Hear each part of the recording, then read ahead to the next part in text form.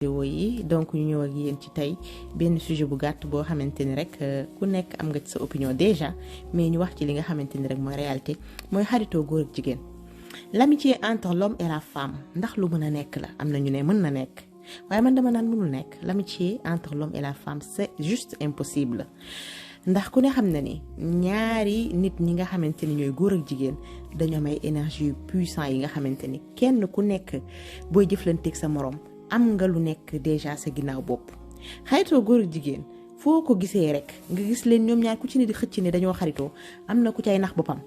si sa biir inconscient si sa biir subconscient danga koo nanguwul waaye say sentiment yooyu ngay refoulé jàppal ni mooy dëgg mooy ndaw si wala waaji danga koo nopp waaye nag comme yow xalaatoo ni sa digganteeg moom mën naa nekk danga koy daal di accepter comme xarit di doxal mbir mi mu taw a jeex te yow xam nga ni au fond de toi boo ko amoon jëkkër jël wala boo ko amoon jabar jël kon bu leen nax seen bopp di jéem a nax nit ñi ak di leen tuur lëndëm li yàlla suñu borom rek wax moo mën a nekk mooy xaritoo góor ak jigéen ku ne xam ne ñun ci suñu diine c'est interdit ndax yàlla suñu borom dafa interdit wéetaay góor ak jigéen yàlla suñu borom dafa interdit góor ak jigéen boo xamante ni du ngeen ay maxaram maanaam du ngeen mag a raq du ngeen nijaay ak jarbaatam du ngeen bokk leen dara kooku seen relation yéen ñaar di ànd di wéet di dem cinéma dem naan lii dem naan lee nangam sangam loolu damay wax ni c'est interdit. léegi nag jamono dox na ba suñu culture daal di changer ñu daal di roy tubaab bi def roy dàq nga gis jigéen dem ba nekk ci benn néegu sëyam nee na yooyu yaay dafa am xarit càmmiñ bu góor te bu amee problème moom la koy waxal mu dem ba gis ne amour bi ko càmmiñ boobu di apporter sax jëkkëram apporter ko nga commencé léegi y a plein de femmes yoo xam ne dañuy ñëw ci man di confier Fatima Zahra waaw damay sëy ak sama jëkkër mais bëggatuma ko parce que dafa am ku ma bëgg déjà bu ñu mënee bëggatuma ko sax da ngay gis ne dañuy door dàq wax ji boo approfondir rek nga gis ne xarit ba la ñu bëgg ndax ñoom confort bi ñuy yëg ci relation ak xarit bi mënuñu ko am ci relation ak seen borom kër. waa mbokk yi loolu kon bu amee kon ci la ñuy xam ne xaritoo góor ak jigéen ça n'existe pas li existé relation góor ak jigéen mooy mag ak rakk nijaay gerbaat papa ak doom wala jëkkër ak jabar lii mooy li nga xam ne mooy réalité ñu bañ a naxante ñu xam ne la plupart ci situation relation yooyu nañ ko may temps rek maanaam loo gis rek ci àddina nañ ko may temps bu temps bi guddee rek képp ku naan xaritoo góor jigéen mën na nekk yow seetaan leen fii ak 50 ans wala fii ak 30 ans nga xool seen relation boobu fan lay mujj tôt ou tard ci takkante la ñuy mujj mbaa ñu daal di am fiiraange wala nit ki takk jabar xarit bu jigéen ba di ko fiire di ko kàmbal di def yu n'importe quoi wala nit ki am jëkkër la même chose.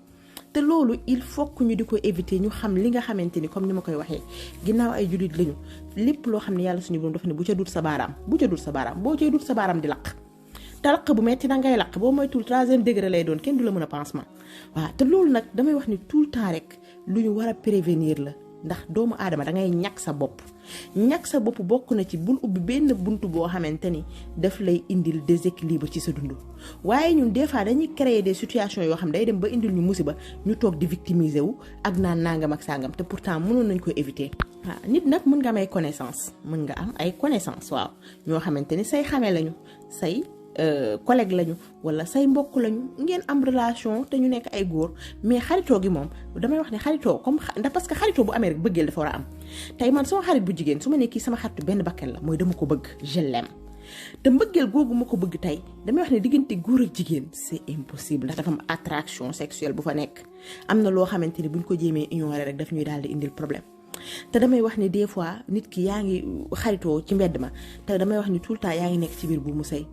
te tey li gën a grave tey ci xëy na ça n'a rien à voir ak sujet bi mais ñu daal di ko ci cabaxal li gën a grave tey mooy couple yi da ngay gis ay couple di sëy te duñu ay xarit ku ne am nga xarit feneen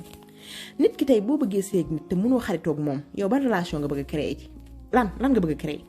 boo bëggee sëy ak sa soxna wala ak sa borom kër te yow boo amee problème doo ko wax boo amee lu naqari mënoo ko partager ak moom parce que am nga ay mën nañ ne arrière pensée yoo xam ne déjà yaa ngi koy xalaat ci moom kon damay laajte kooku tax nga takk ko xanaa du à la base nit ki balaa ngeen di sëy da ngeen war a xaritoo bu sincère bëggante bu sincère soog a sëy lii moo tax tey sëy yi am problème ndax ku ne da ngay dem uti xarit bu jigéen ki uti xarit bu góor après ku nekk tu te fais consoler infidélité bëri mel ni tulleeg maali musiba bi di daal di continuer nga gis góor nekk ci biir néegu sëyam yor ay xarit yu jigéen yu dul jeex et tout ou tard fa ñu mujj soit da koy ndaw si da koy placer ay gal wala moom waa ji mu muy dugal loxo ci suuf daan waa sama xarit la sama jabar sax xam na ko dañ koy invité na damay wax ni c'est à éviter et que surtout muy góor muy jigéen am na ci loo xamante ni moom ci début relation dafa war a leer mooy ku nekk ci ñaari waaye dencante yi amoo droit di am xarit d'un sexe opposé dehors parce que du def lu dul indi ay problème c'est à éviter